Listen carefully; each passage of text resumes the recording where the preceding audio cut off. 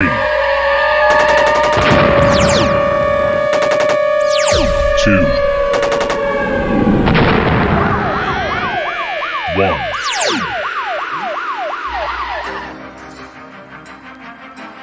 And now, you're tuned into the Navarro-Miller Report, featuring the hottest in news, entertainment, sports, and all those topics for the mainstream audience. The Navarro-Miller Report. Examine your reality.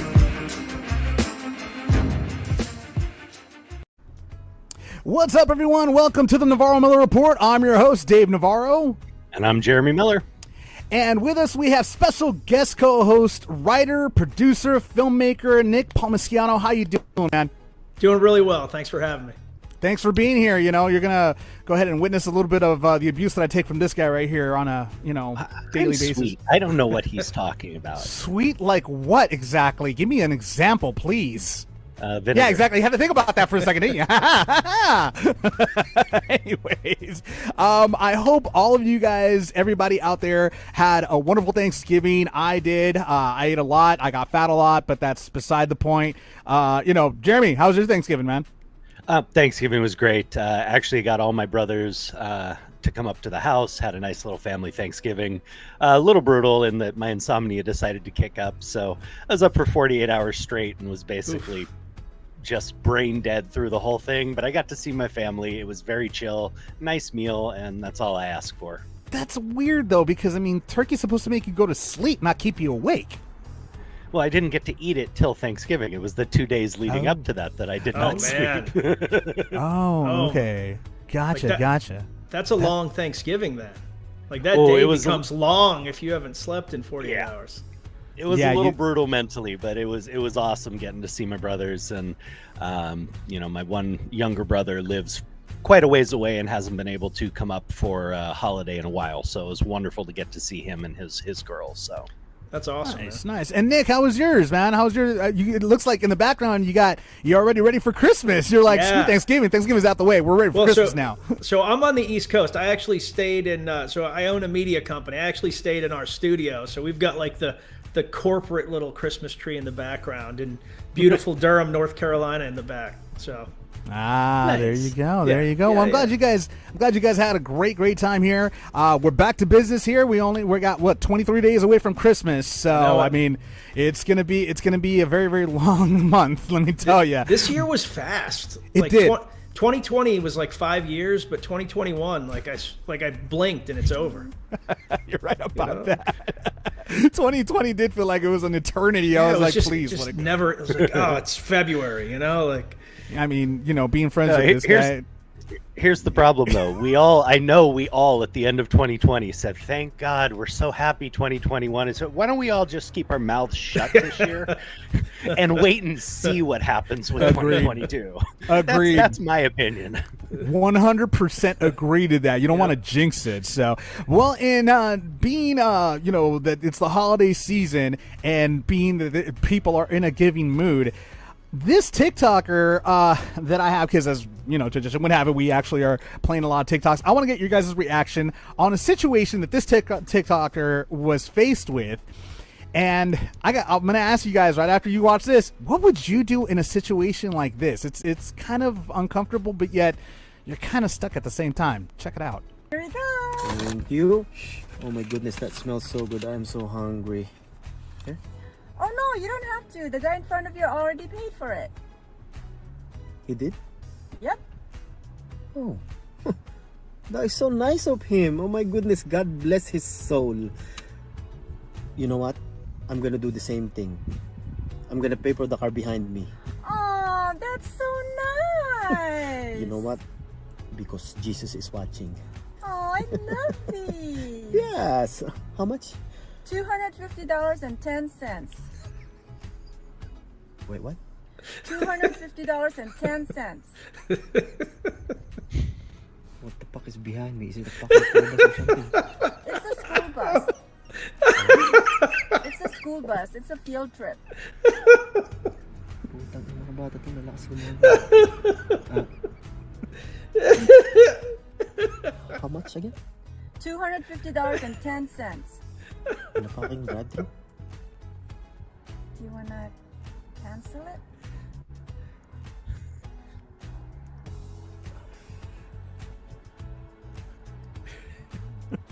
Jesus is watching.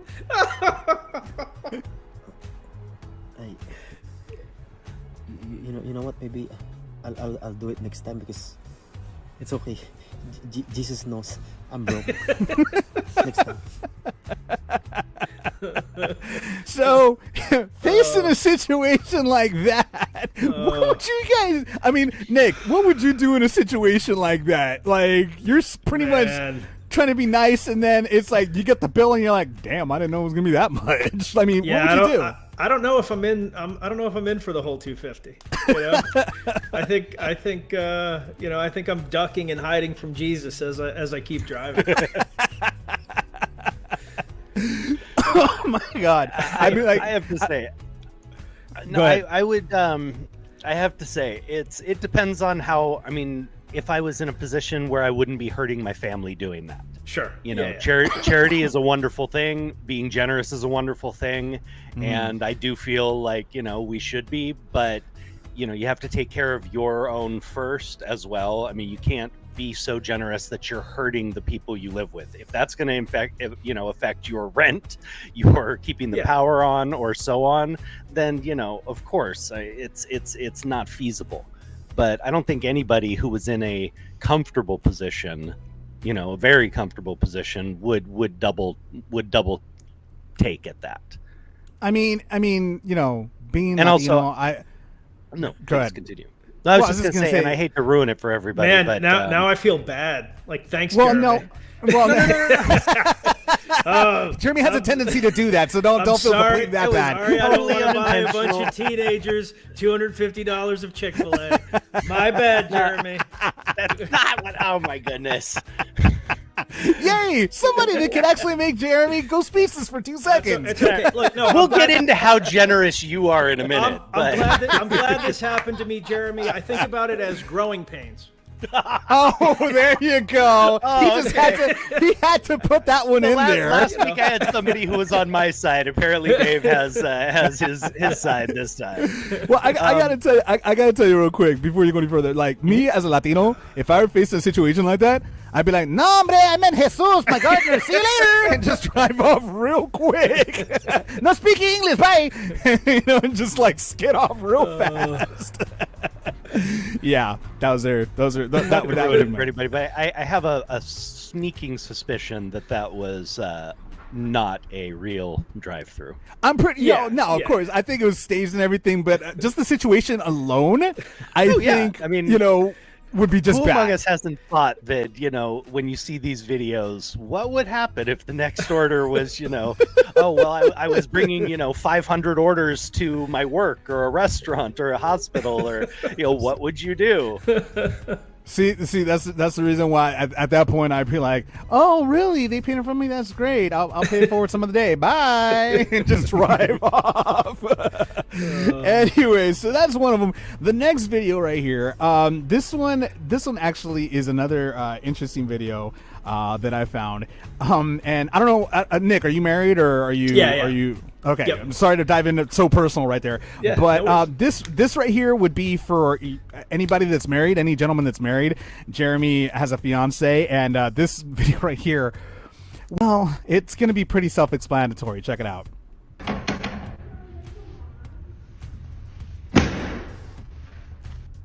There is no way it's that easy. I better call the Sarge. Hey, Sarge, listen, I'm going to have to go home. It's an emergency. No, really, it's an emergency.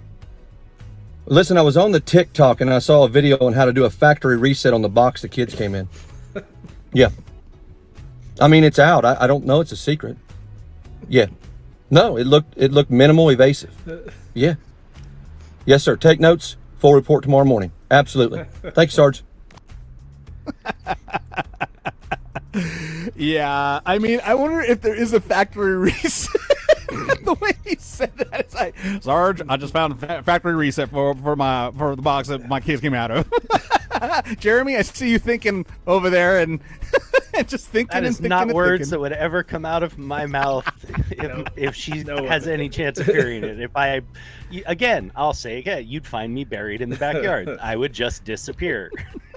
You're like, I'm not laughing at this. You're laughing at this. What are you talking about? Nick, your thoughts? Yeah, I mean, my wife is English, and when we met, she was an MMA fighter. So, Oh my God. yeah, so like, there's no chance. There's just no chance. Yeah. Smart man. Smart man.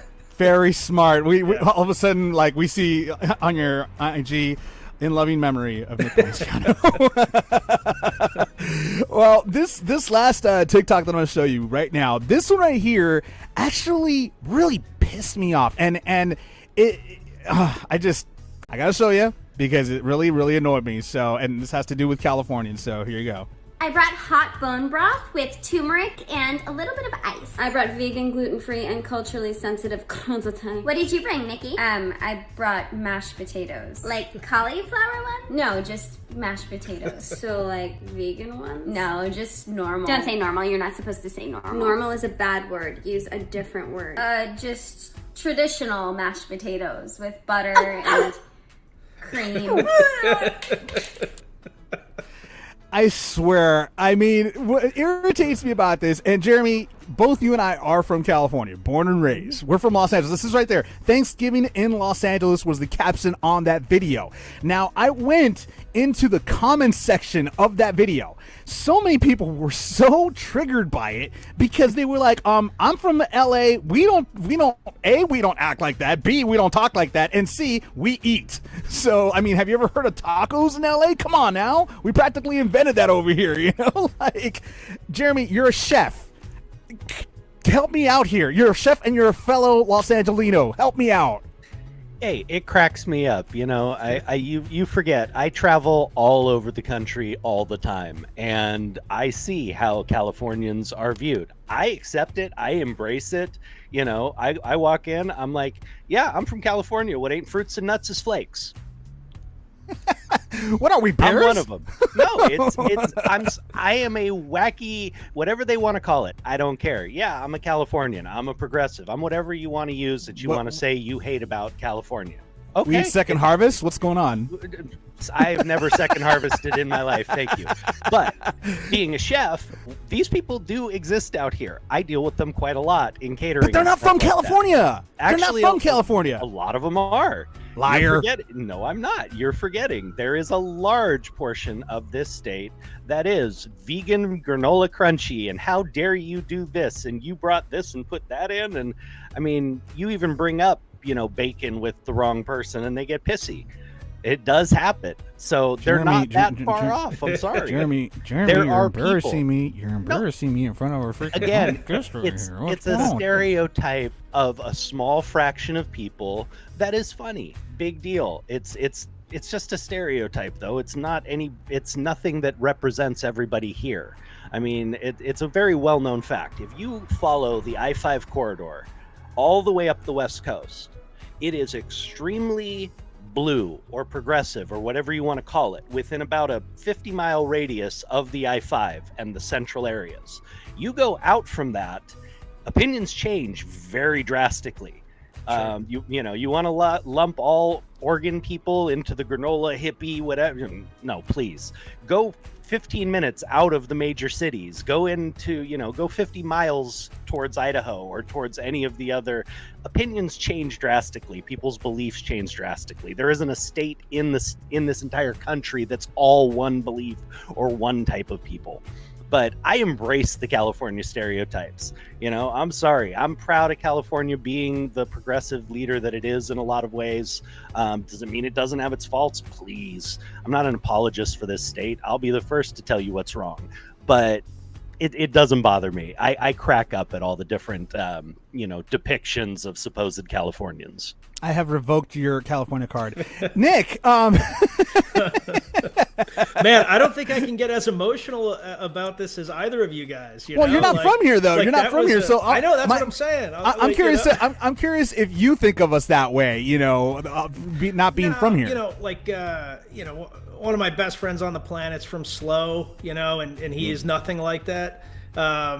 you know, but I also like that woman exists everywhere. Like I live in Chapel Hill, North Carolina. It might as well be LA. I mean, like, you know, the you know, it's as progressive, you know, and you know, to me that's more of a like suburban mom competing to like be the most pure than it is like from any particular state. So well, I still get a little bit upset because it just annoys me. That's all. It just really annoys me when people decide to go ahead and like, oh, that must be why I like I'm it. like, yeah, that's probably why. It bothers you. It's exactly why I hate him. I really hate him, people. I really do. Anyways, moving on to some entertainment news. Sony announces that they will have a new Spider-Man trilogy. So it was announced today, seeing as a lot of people thought that Marvel was pretty much going to be done with Sony after No Way Home, but seems that that's not the case. According to Sony, they just announced it maybe 5 hours ago, they do have a trilogy coming out, and it will include a little bit of Venom. After Venom, Let There Be Carnage, Sony still owns that one, so they're going to integrate the movies eventually very soon. This right here is what's interesting about this story is I thought that Marvel and Disney had like an agreement to own pretty much all Marvel movies. I mean, they own Marvel. So is this going to be considered a Sony production, a Sony movie, or is this going to continue to be a Disney Marvel movie? That's where I'm a little bit confused at this whole thing. Nick, you're a filmmaker. I mean, what are your thoughts on this surprise announcement today by Sony? Yeah, so I think that that Sony and Marvel now have an agreement where, you know, they're doing a profit sharing on all of these things. If you remember, they almost didn't have Tom Holland involved in, you know, the last few films, and then they kind of resolved that all at the last second. You know, they own Fox now, so they got, you know, the Silver Surfer and Fantastic Four, and all that's now owned by Disney. But I don't think Sony's going to let go of these properties, so it's, you know, they either work together or they don't do as well. And so, you know, I'm just happy. I'm happy. I'm assuming it's still Tom Holland as Spider-Man? Mm-hmm. Yeah, correct. I mean, to me, that's cool. That's cool. And if that gets integrated with the Marvel Universe, all the better. I honestly think Tom Holland was the best cast out of Tobey Maguire and out of Garfield. He's got the young look of a kid, of Peter Parker. I mean, if this goes on for another 3 movies, by the time he gets to the age where Peter Parker becomes a photographer, like in the comic books, then that would make sense going along with the Spider-Man legacy and the Spider-Man comic books. Jeremy, you're not that much of a comic book guy, but at the same time, I mean, what are your thoughts right now on this announcement with Sony? Well, it makes sense on the business end in that, you know, there were certain properties that were Marvel that early on they had sold to other companies that they did not own the outright rights to anymore. So why would Sony want to relinquish that and relinquish their piece of the pie? It wouldn't make any sense. I love the fact that Tom will be doing it. As you said, I definitely enjoyed him in the role the most out of those 3 actors. I thought he brought the most. He brought the performance that brought me back to the comic books, not to the comic books, but to the, you know, the Saturday morning Spidey and Friends cartoons and stuff like that. And that's what I grew up on Spider-Man with, because I wasn't a big comic book guy at the time.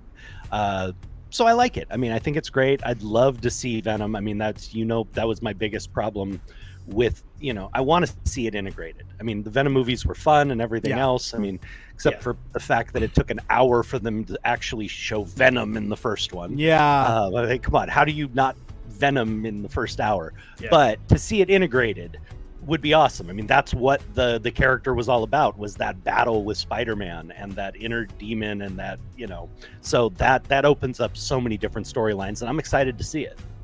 Yeah, I think what I like about this new Spider-Man, I mean, don't get me wrong, Tobey Maguire, that one was a good one, but it was like because it was new. It was the one of the very first. I mean, they did do a Spider-Man like live action movie years ago, back in like the 80s or that was late terrible. 70s. Something. That was horrible. Yeah. But this right here, this one, you know, brought special effects, new adventures. So everybody was like, "Oh my God, you know, Tobey Maguire, best Spider-Man ever." Yeah, almost that was a game-changing movie. You know, I don't want to sell Tobey Maguire short. I think Tom Holland is the best. I think Andrew Garfield was awesome, but he played the role as an older Peter Parker. Like Peter Parker got cocky when he was like 30, you know, where he was an accomplished guy. He'd been doing it for a while. Then he started to have that like really sarcastic, aggressive, I know who I am kind of vibe. But like young Peter Parker wasn't like that, you know, and that's why I think like Holland nails that. He's not really sure of himself, you know? Yeah, and that's what I'm saying is that this character is better because he starts off as a young kid. Now, the only question that I still have to this day, and they still haven't answered this in any of the movies, is how he gained his powers to begin with. Now, he doesn't have the web, the sacks inside embedded into his skin like Tobey Maguire did in his version of the movie. He's got like these machines that he invented himself. So they really didn't explain how he became Spider-Man, which I guess it adds a little bit of mystery to it. I'm hoping that in these upcoming movies they explain it a little bit more as to how he became Spider-Man. How he got his powers, his agility, his strength, everything. But we're just gonna have to wait and see. What I like about this is that it's starting off as him as a kid in high school. I mean, they tried to do it with the Tobey Maguire one, but with Tobey Maguire, that version, he was already a senior. So 3 years had already passed, and he was already practically an adult on his way out of high school. Yep. With Andrew Garfield, he was more of an adult on that one as well. So this right here, it kind of combines those two and has a backstory from the very beginning, and hopefully we'll see a good ending to the next trilogy coming up, especially now that we got Venom coming through. That's a good character, and I think they're going to do a great job with this, in my opinion. So we'll have to wait and see to find out. In other entertainment news, Bradley Cooper talks how he got held at Knifepoint in New York City. Now, this didn't happen recently. He actually opened up about this in a recent interview. We'll talk about that in a second. I'll ask you about that. But at this point, he basically was talking about how, quote, he said, quote, "I used to walk around New York City all the time with these on. This was pre-pandemic. I was on the subway 11:45 to pick Leah downtown at Russian school, and I got held up at Knifepoint. I realized I had gotten way too comfortable in the city. My guard was down, and I am all the way at the end of the subway. Innately, I would just go all the way down to the end. I felt somebody coming up. I thought, oh, hey, they want to take a photo or something. As I turned, I'm up against the post like it's the French Connection or some S like that. And I turned, I looked down, and I see a knife." So that's a scary situation. At the end of the day, Jeremy, you're a celebrity. He's a celebrity. Everybody's a celebrity, but we're all human beings. We all, are very much fragile creatures. A knife can kill us. A bullet can kill us. Hell, freaking COVID could kill us. I mean, there's a plethora of things that could kill us out there. So, being a celebrity in the public eye, do you ever have your guard down like that? I mean, because a lot of people do come up to you when they recognize you. They come up to you. They want to take pictures and such. I mean, how do you stay guarded? How do you deal with something like that? It is a delicate balance. It really is. You want to be warm and open and welcoming to your fans and people who appreciate you, and I've always tried to do that. But having dealt with stalkers and, someone who actually went to prison for, threatening to kill me, and having a guy show up on set with a gun and all sorts of, I've seen it all at this point. I got mugged in New York years ago when I was probably 15 or so, 16. And New York was a lot different back then. I mean, you're talking about 30 years ago. It was a little more scary. Not saying don't have your guard up now, but back then it was a different thing. You didn't even consider going on the subway at night 30 years ago. I got held up just in a little alley off a street. And it was one guy with a knife. He wanted my boots, he wanted my wallet, and me at that age, I was a bit of a hothead, and I was training all the time, so my response was, well, you can feel free to take it, but that's not going to end well for you. And he decided that wasn't a good idea, and he left. But it happens. I do try and have my guard up. I mean, you know me. If a fan comes up and says they want a hug or something, or, they meet me and say, hey, I'm the first one to open my arms, but I'm also checking out their hands as they're coming towards me. You know, I am. That's just the facts. I mean, I think the one that woke me up the biggest was Monica Seles getting stabbed by, you know, a fan of Steffi Graf's on court, you know, and nobody stopped her. I mean, this is the old days, you know. Yeah, Nick, I mean, you remember that, right? That was crazy. Yeah. I mean, and how does a fan walk right up to a player in the middle of a match and nobody does anything? Nobody looks at it. Nobody even looked at it strange. So from that moment on, my guard has always been up. I may be warm and welcoming, and I don't look at everybody as an enemy or as a possible threat, but I'm also aware. You know, I'm also checking out their body language. I'm also looking at their hands as they're around me. I'm looking at the situation. I mean, you know me. I won't even sit with my back to the door at a restaurant. True. So, I mean, there's always things that I'm doing to kind of keep my eyes open. I mean, to be honest with you, you know, that explains why every time I go to hug you, you kind of like push me away. Well, I don't trust you as far as I can throw you. So, God, can you feel the love here? I'm just saying. Anyways, no. What about you, Nick? Have you ever been in a situation something like that? I mean, you have a wife that's an MMA, so I'm sure you learned a little bit yourself. So I'm a little bit of an anomaly just because of the life that I live. So I was on the ISIS kill list. You know, at the height of ISIS being a thing. So like the FBI literally came to my house and was like, hey, you know, these people are actively trying to find you and kill you. And I was like, you know, sweet. But like I've done combat sports since 1987. Nice. You know, I'm a Ranger infantry officer. You know, I still train all the time. I generally carry a weapon. Like, you know, I'm not brandishing it. I'm not trying to be a tough guy, but, you know, because of the threats against, you know, my life, my family, like I'm just literally always ready. So I just take it serious. I don't, you know, I've been jumped before. Fortunately, you know, did okay in that situation, but like it was from a person that did not look like a threat, wasn't acting like a threat, you know, and then all of a sudden I was getting, you know, punched in the face and put into a wall, and it was like, wow, you know, yeah. So like crazy stuff has happened to me. So like my default is I'm always like, if somebody walks by me, I'm assessing them. Like, is this person carrying a weapon? How are they holding themselves? What are they looking at? Are they watching people? Am I being followed?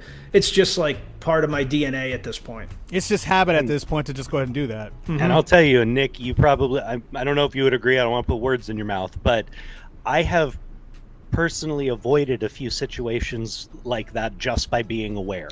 Absolutely. You know, when you make eye contact with somebody who is looking to do something wrong and they realize, you know, you've spotted it, you see them, they beeline away. You know what I mean? I've actually, I can count probably 3 or 4 conscious times that I've had that happen where I knew, I saw, like you said, I assessed it, and it was like, as soon as they caught my eye and they knew I knew, they diverted somewhere else. Because they don't know what you have. They don't know what you're going to do. And, you know, people that want to do bad things generally are looking for prey. If you give off predator, it's not worth, the juice isn't worth the squeeze, you know? Yeah, and it's funny because I actually had a situation years ago.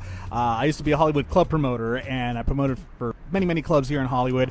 Hollywood's not exactly the safest place in the world, and there was one point where I was actually crossing the street to a 7-Eleven across the street and to go get some gum or something like that. And as I'm crossing the street,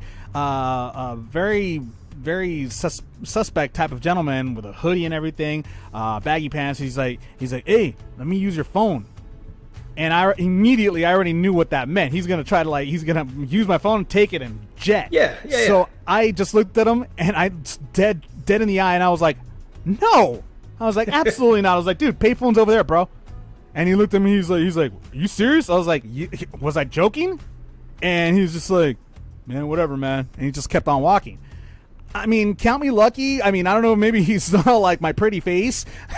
You know, I've been told I have a very, very pretty face. You know, I guess. I don't know. I was just gonna say that. You know. Yeah, exactly. No, it's funny. Everybody at the clubs, everybody was like, "Are you mad?" I'm like, "No, I'm not mad." And they were like, well, "Why do you look like you're mad?" I was like, that's the face I was born with, you guys. It's sad sometimes, you know. I mean, it sucks, but I guess it saves my life more often than not because I look like I'm a mean guy or something, you know, which is a good thing. Yeah. But yeah, I mean, I've been in situations like that. I've been literally a hair away from getting shot inside the clubs as well. There was another situation where I walked by, I heard a pop, and I thought it was a balloon popping. As soon as I went outside to go and greet my guests, all of a sudden a herd of people just go running out of the club, and I'm like, what happened? One of the security guards just got shot. I was like, that's what I heard? I just walked right past that. It's crazy sometimes. I mean, it doesn't matter. Nuts. Yeah, it's insane. I mean, Bradley Cooper got held up at Knifepoint. Jeremy, you almost got mugged. I mean, Nick, you've been through some stuff yourself. I mean, the world's not exactly a safe place. So the best thing for us to always do is either A, travel in packs, or B, stay away from very, very shady areas where, like, our own human instincts can actually tell when something's off. When it's like, okay, for sure, I don't think I want to be here. I don't think I want to be in that area. I think I'm going to go the other way. Yep. You know, at least mine will kick in every so often. So that's my take on that. In other entertainment news, on a lighter note, Ryan Reynolds is honored by he was given the Governor Award in Canada. For his many contributions. As we all know, last year Ryan Reynolds did so much for Canadians. He donated so much of his time, effort during the pandemic. He was there for so many people. He was honored by the Governor by the Governor Award, and he was just a Governor General's Award actually.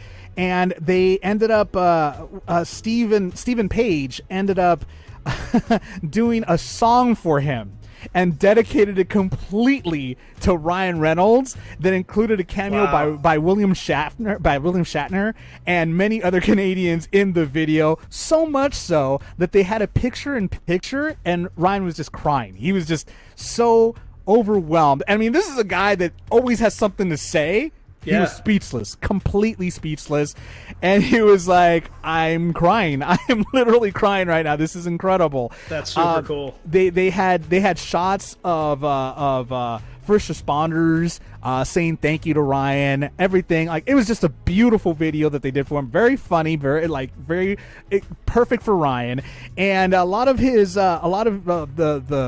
co-stars that he's worked with went on to Instagram. Dwayne Johnson went ahead and wrote in the caption. He wrote, Bubba, that was special. That was very, very special."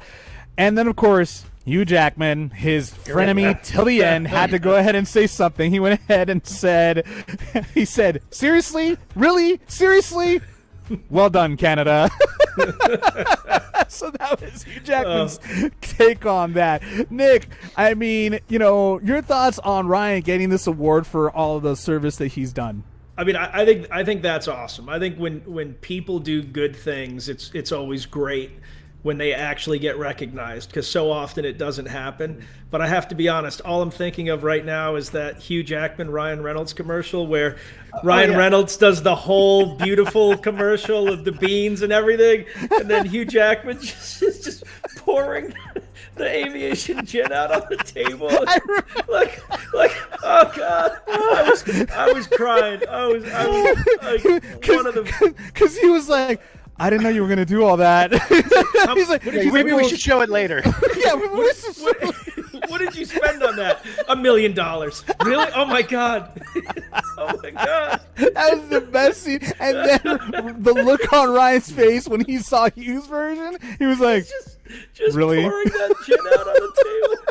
Oh no, that whole rivalry is one of the best things that we get to enjoy. It's fantastic. I love that frenemy bromance that they have. I mean, I still remember the Christmas where Jake Gyllenhaal and Hugh Jackman told Ryan that it was an ugly sweater Christmas party, and Ryan was the only one that showed up. And he's like, "So these two asshats told me that it was an ugly sweater party," and they took a picture. Both Jake and Hugh are busting up laughing in the picture, and Ryan's serious, like, "I hate you guys." So I did that at my wedding. Oh, Are you serious? I told all my American friends and family that it's British tradition to wear a costume to a wedding. Like and like I made like a fake invitation that wasn't the invitation that my wife made or anything.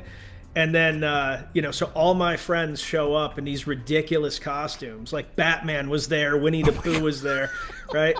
And like that is so awesome. My English family is like, why are all your friends wearing costumes? I was like, I have no idea. I really have no idea why they're doing that. Dude, you were busting up laughing inside the entire time. I was dying the whole time. That might be one of the most brilliant things I've ever heard. Dude, tell me you got that on video. Tell me you got some. Oh, man. Yeah. I'd love to see that someday. Like, I'd love to see that wedding video. It was a fun wedding. It was a fun sheer wedding. Brilliance. What did your friends say when they found out it was all a joke? Like, did they want to like kill you or something? No, they don't care. They don't. They were like it classic. was Nick. awkward for a moment. But then they were like, you know what? I'm not in a tux. I'm not. I'm not in a suit. Mm-hmm. Like True. I'm wearing a panda costume. Like life is good right now. I'm in a onesie. I'm happy. I'm in a onesie. I'm in a felt onesie. That is so awesome, Jeremy. What are your thoughts on Ryan receiving the award? I mean, I think it's very much well deserved. No, it's very much well deserved. Anybody who goes out of their way to do that kind of thing, to be recognized like that and in such a heartfelt way. I mean, the honor is one thing, getting the governor's award, but I guarantee what they did with the video meant a lot more to him than just an award. And so, that actually, that and the fact of the matter that he didn't expect to get any type of recognition. I mean, his thing, he did it because he loves his country. He loves Canada. He loves Canadians. He saw them in a very difficult situation, and he said, you know what? I have the means. I have the popularity. I have the money. I'm going to help. And that's something that it can be served as an example for many other high-profile celebrities. And many have done a lot of good things for their communities and for others as well, which is a great thing, But it's one of those situations where he went over the top. Like, he went over the top for Canada. And Canada, of course, they love their Ryan Reynolds. Well, we love Ryan Reynolds. I mean, I'd love that guy to be my freaking best friend. I swear, the guy looks like I would have a blast with, and I probably wouldn't remember half of what happened, which would be awesome. So, I mean, I'd be okay with that. Be like, tattoo on my ass. It says, never mind. I don't want to go there. Anyways, Jeremy's looking at me all like, what are you thinking of right now, bro? Anyways, in other news, Twitter CEO Jack Dorsey steps down as Twitter CEO, and the stocks jump about 11% after he did. He went ahead and released a statement shortly after his resignation, saying, "There's a lot of talk about the importance of a company being founder-led. Ultimately, I believe that's severely limiting and a single point of failure." So what happened here was that there was consideration that they wanted him to step down as it was, because he's one of the founders of not only Twitter but of another company as well, and he's the founder of Square, and he really couldn't do both. And that was actually the thought for many people, is like, okay, you can't really do both. It's not that he was doing a bad job. It was more along the lines that it was overwhelming. And many people were like, many of his co-owners and everything like that were saying, dude, you can't really do both. So he was actually supposed to step down, I believe, shortly after they founded Square, because they saw that it was overwhelming for him. So now it seems that he decided to step down as a CEO, and that's actually going to be a good thing. Now, the crazy part about it here is that the stock jumped 11% right after he stepped down. Is that a reflection on him, or is that a reflection on just, stockholders thinking that this is a good opportunity to go ahead and invest? I mean, Jeremy, what are your thoughts? I can't, speak to what other people were thinking. My instant thought with that is, if people knew that his energies had been split between these two companies, then that would make sense, because hopefully they'll get a CEO who is 100% dedicated to this business, and that could only be a better thing. So maybe that was part of the reasoning. I don't know. Maybe it's just change. Maybe people felt that Twitter was in need of a new direction. But I can't really, commenting on other people's investment habits is not exactly my strong forte. So, from my own perspective, those would be the two reasons I could see why the stock would jump. Not very true. Nick, I see you shaking your head over there. It looks like you're agreeing with this type of decision from Jack to step down.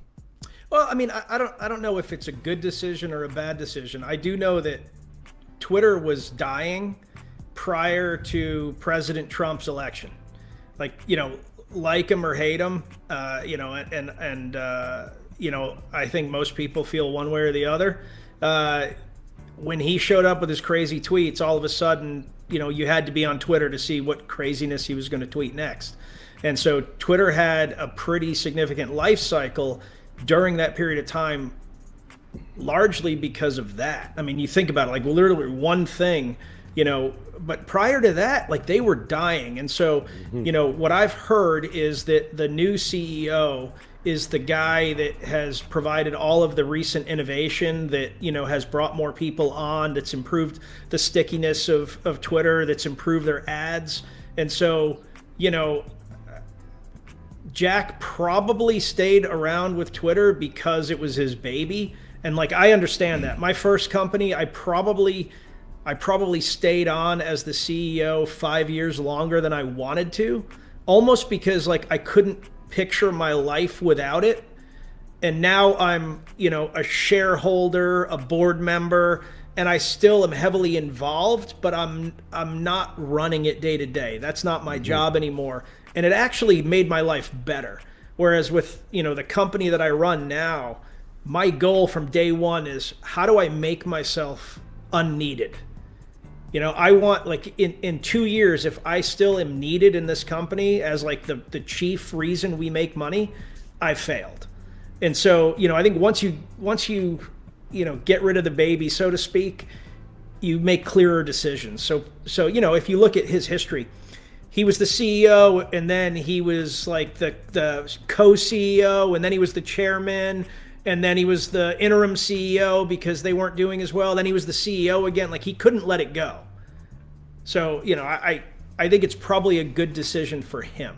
And it's like you said, it's like a baby. It's like a baby, you don't like, you're a parent to this thing, and you just like a parent, you don't want to clip the wings. You don't want to cut the umbilical cord. You want to retain that child as long as possible. Yeah. And before you believe that it's ready to go off on its own. So much sacrifice goes into running a business. And most people don't hit it big, but most, you pour, you take risk, you're investing most of your money, all of your money, you're going into debt, I remember, 2 years into my first company, I was like a single dad with 2 toddlers. I had quit my Fortune 100 job. I was like, I had like 57 grand in credit card debt.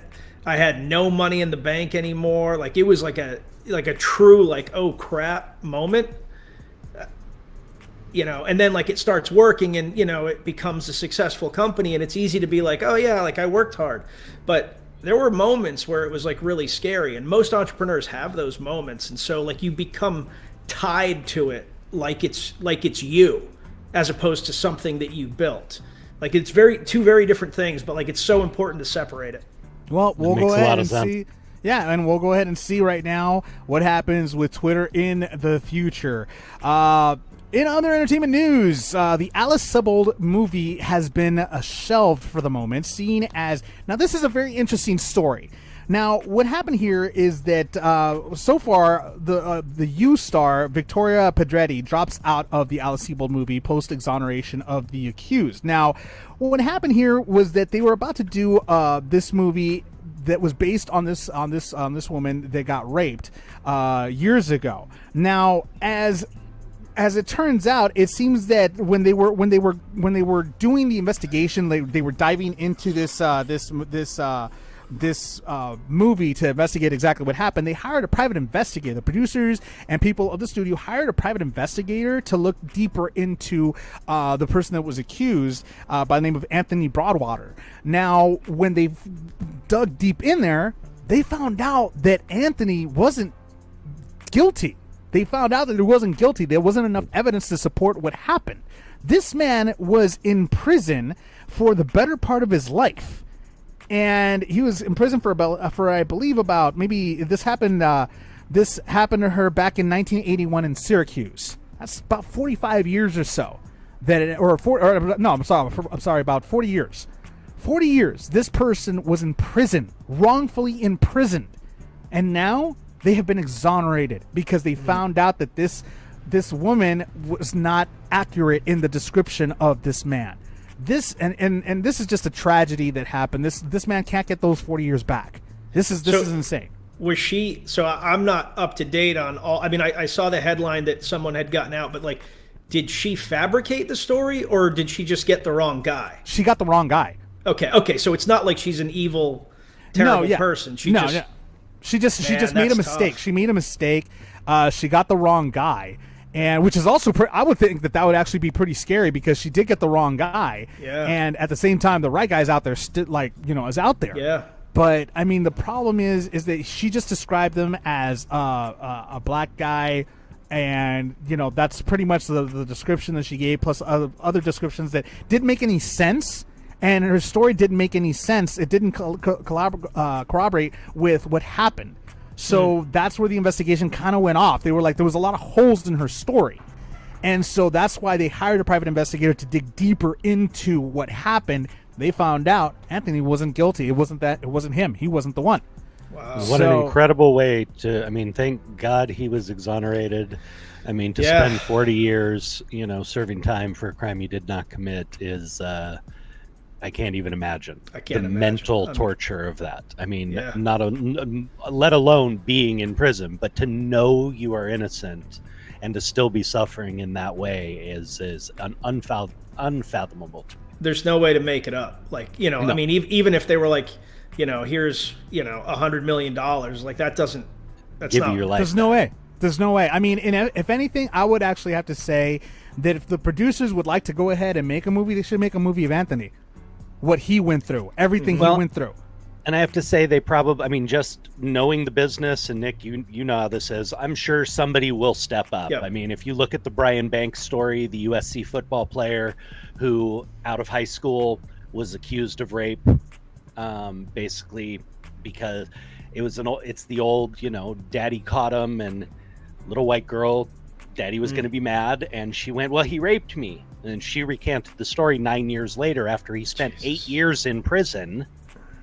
And thankfully, the guy got another shot. And USC, Pete Carroll, gave him a scholarship. And he came on and he got to play and made something of his life after that. But he only served 8 years. And that still must have been absolutely horrific.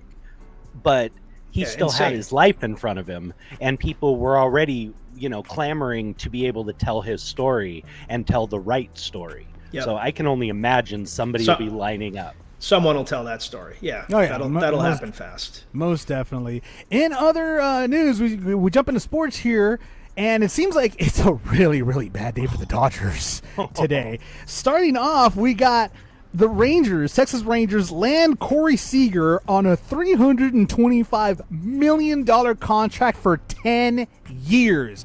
Wow. We're going to miss you, Corey. You're one of the best. That was just sad to see that go, man. What are the Dodgers doing, Jeremy? Well, I have to play devil's advocate here a little bit.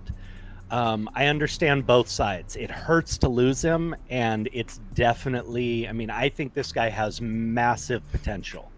But he's had an injury history over the last few years. He has not played a full season in a while. He struggled a lot this season because of those injuries. His batting average was down. He wasn't quite as productive. And to pay a guy, they would have had to match that contract. So to give him 10 years of longevity at $350 million, you're tied into that now.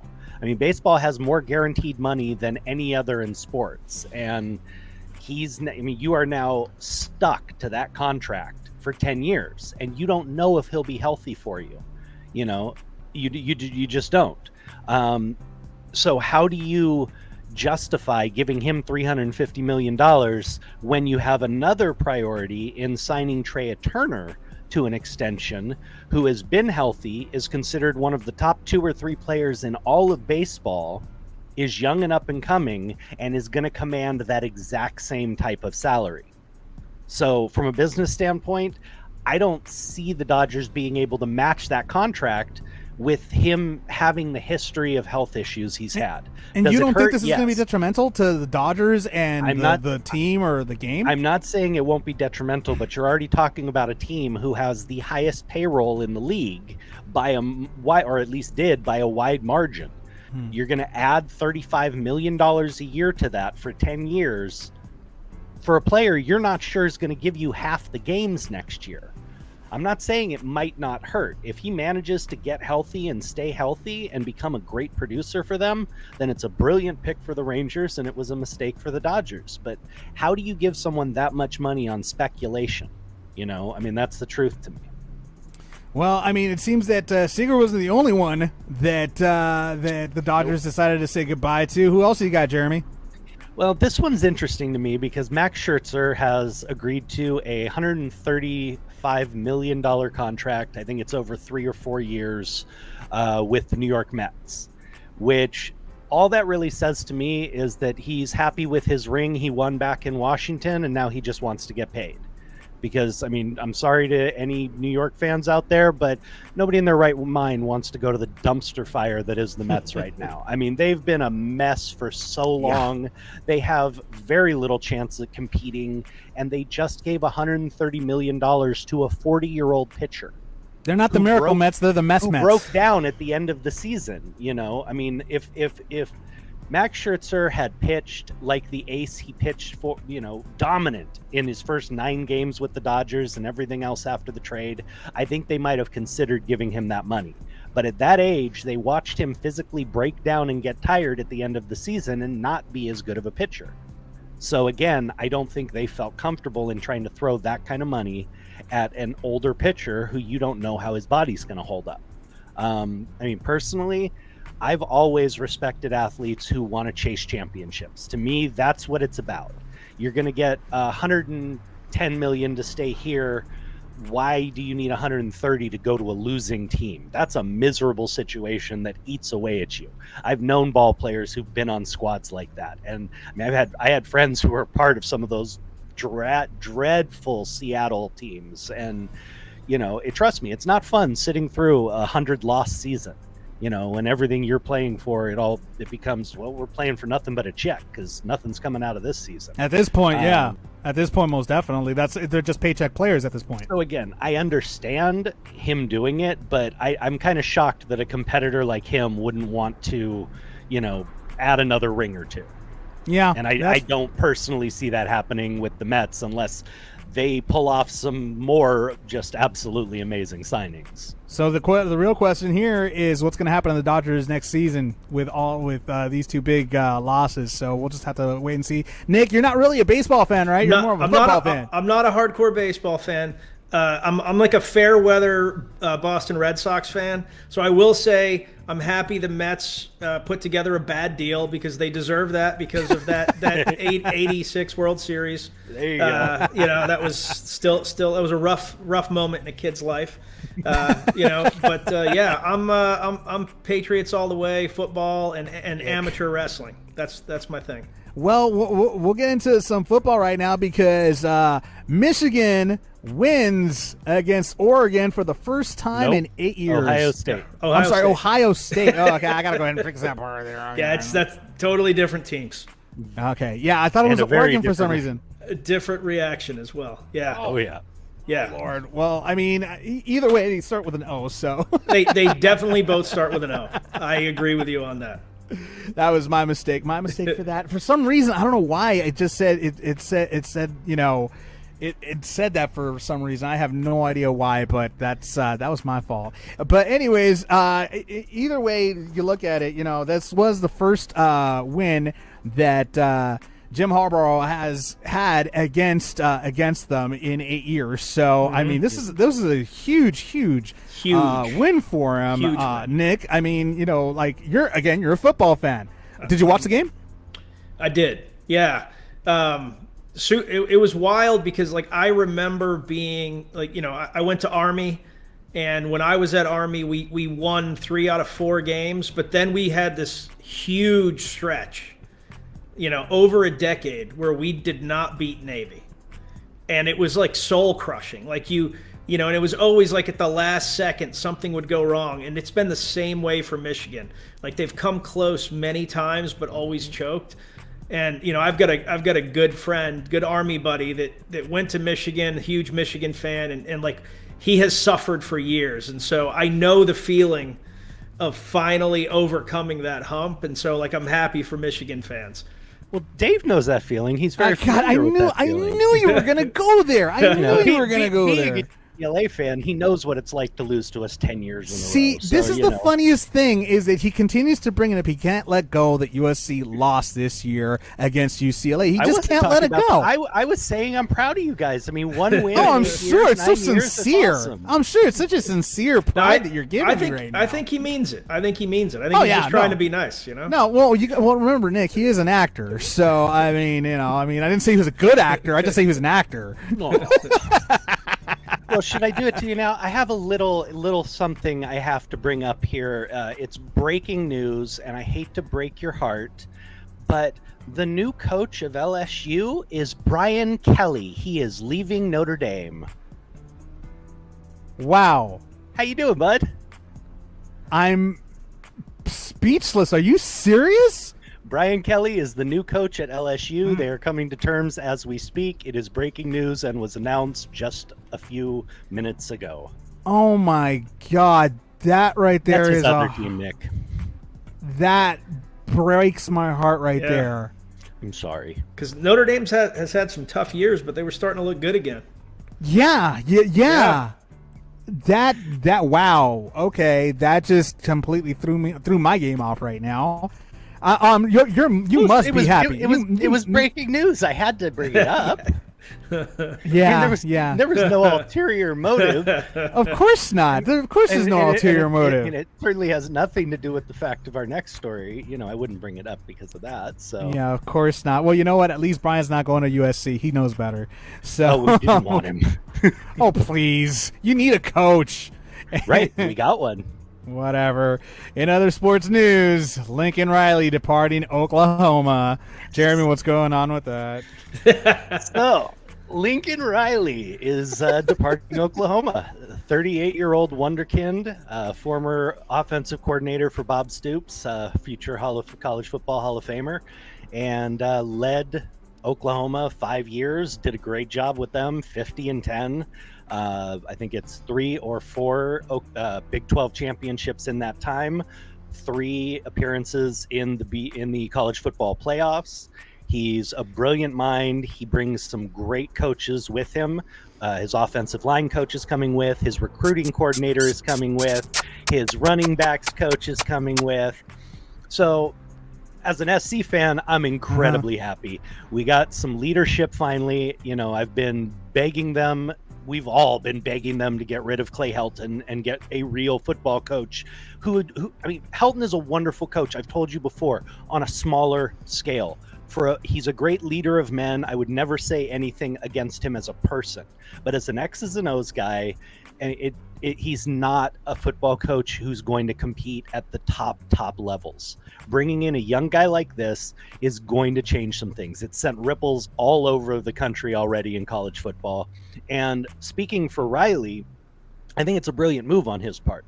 He never wanted the Big 12 to lose Oklahoma and Texas like they are. They're going over to the SEC. He didn't want to coach in the SEC. And why would you want to coach in that? I mean, good luck to Brian Kelly, but Brian Kelly's already proved what he can do with an up-and-coming program, with an established program. We're going to miss him. And We're really going to miss him. him. Now that he's got Notre Dame back kind of on top, he needs a challenge. I mean, he doesn't, no offense to Army and Navy, but he wants to be playing the big boys. He doesn't want to have a schedule where he's, playing 8 games against teams that, have no shot at the playoffs. And okay, I'm offended. I just want you to know. Hey, I personally would love to see Army get into the playoffs, but I don't know if we'll be seeing that anytime soon because they have some of the highest, restrictive standards in the world. True. They're not offering scholarships to just anybody. It's true. Yep. It's very difficult, but yeah, that Brian Kelly, that story, that really hurt me a little bit because, Notre Dame was doing fantastic. But I guess, you know what, it's crazy. Is it just me, or has this season been a shakeup for a lot of universities? They're trying to shake as much stuff off as possible. So it'll be interesting to see how next college season is going to look for many of these colleges with brand new administration, brand new coaches coming in and taking over. Brian Kelly going to LSU. Damn, that's good. That's going to be good. I think that's going to be a good fit for him. I think he's outgrown Notre Dame, and I think Notre Dame's also outgrown him as well. So that could be a good fit for Brian Kelly to go ahead and retire at LSU. As far as Lincoln Riley going to USC needs a good coach. They got one. So we're going to have to see how Lincoln decides to, coordinate with these up and rising stars at USC, these rising football players at USC, to see how his program is going to fit them, because it's also a chemistry between your coach and your players. You have to have a good fit. And so far, USC has been kind of up and down with that these past few years. It's been tough. As we found out after the outside neutral report that was done by some outside sources into why Clay Helton, basically failed at USC, things kept coming to light that were just blowing anybody away who read it. This is a head coach who had no recruiting plan. His goal was just get the biggest stars you could. Don't worry about how they fit into the program. Don't worry about it's just get the headline names so we look good. Well, you wonder why we're so dysfunctional on the field? There was no vision. There was no goal. It was like old Al Davis Raiders style. Just give me the best. We don't care how they are. Just give me the fastest. Give me the strongest. It was Al Davis style recruiting. So, and that's the recruiting is where I'm really interested to see what's going on with all these changes across the board. We have early signing period in 2 weeks, and now we have Brian Kelly has left. Lincoln Riley has left and gone to USC. There are multiple other names that'll be moving in the next week, and you already have people who have committed to certain programs. So I think you're going to have a lot of changes. There's going to be a lot of fluidity and a lot of movement in the recruiting game over the next 6 months or so. And I think a lot of these early commitment guys might decide to hold off a little bit and see what's going on. We got Carl on feed saying, yeah, but it is still the good old boy system. It is nothing more than the same chess pieces moving from square to square. Yes and no.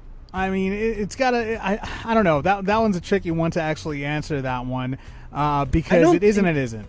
I personally think that's not as rampant in college football. Just personally, I think we see it in the NFL way too much.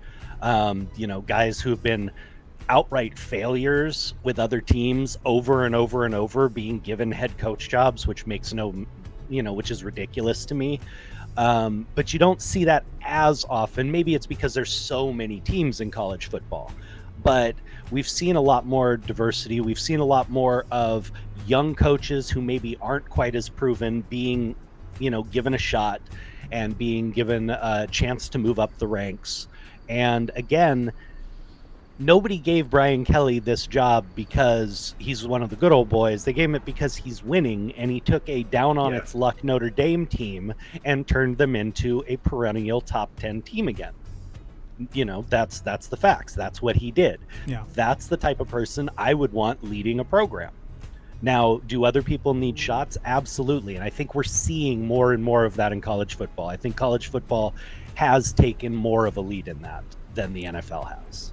To be honest, I'm not too worried about Notre Dame because Notre Dame, they have a tendency of always picking the best of the best when it comes to coaches as much as possible. So, you know, they never we'll have to see. play anybody they don't want to. They don't have the guts to join a conference. So, anyways, you can't just go ahead and throw me a jab and then throw another jab for the knockdown. I mean, come on, let me at least get up for the 10 count before he hits the 10 count.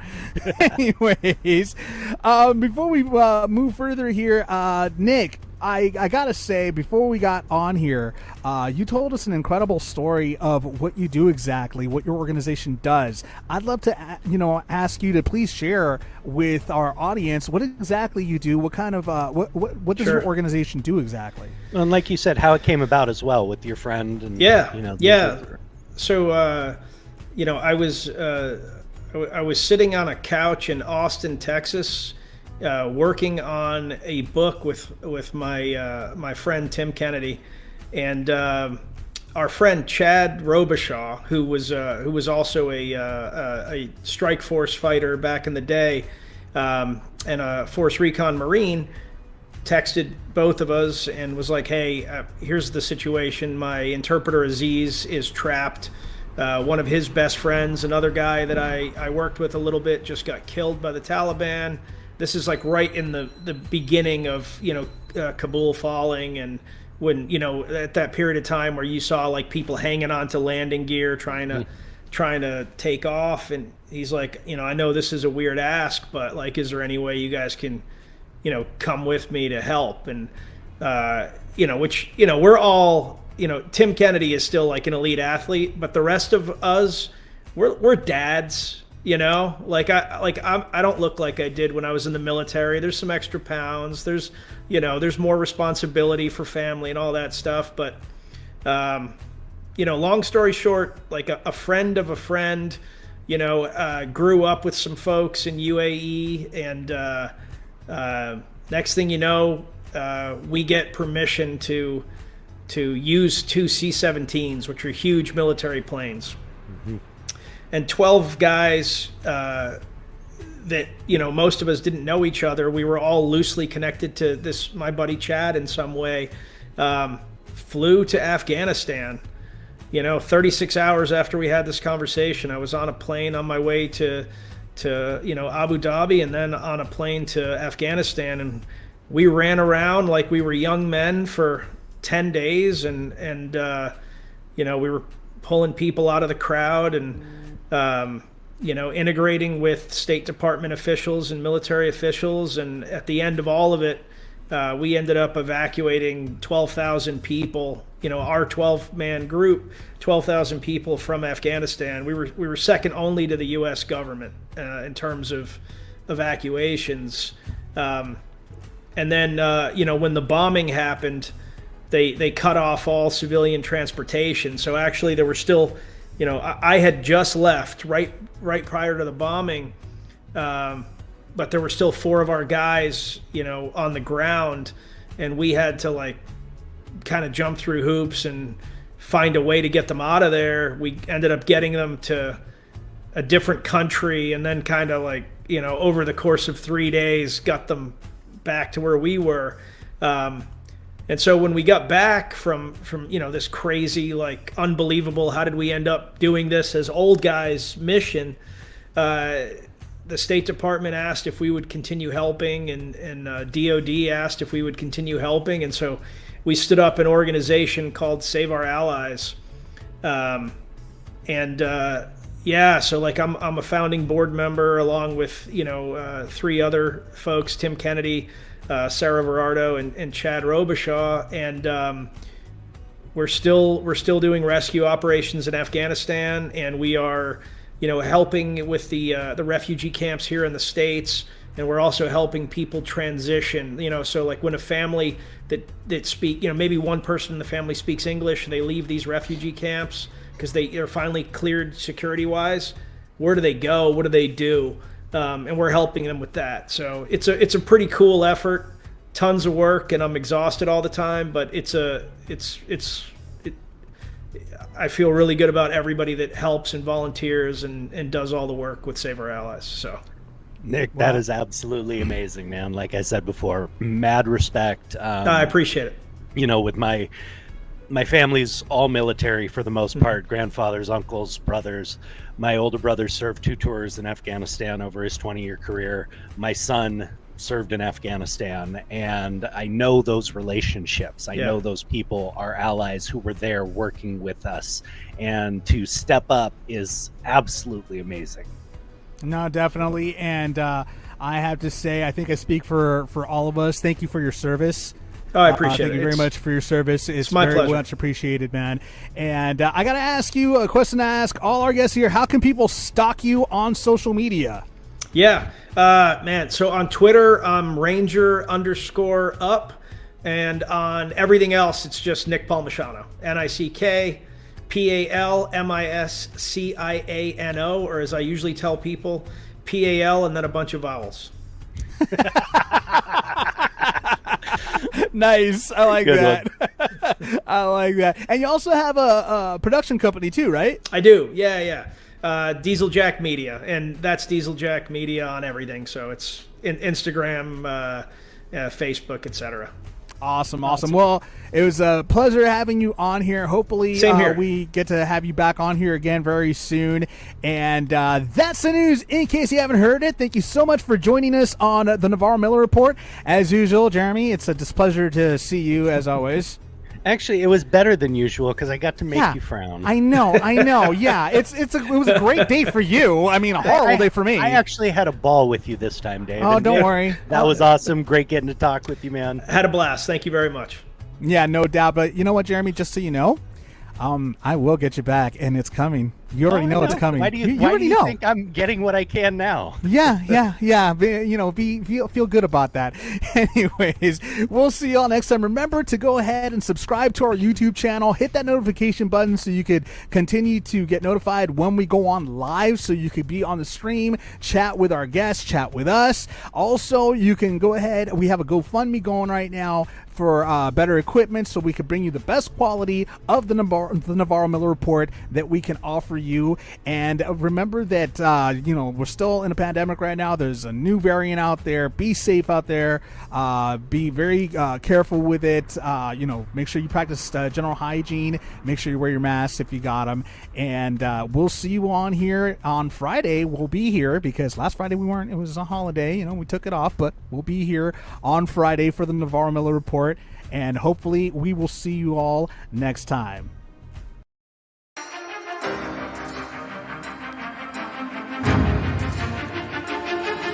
You have been listening to the Navarro-Miller Report.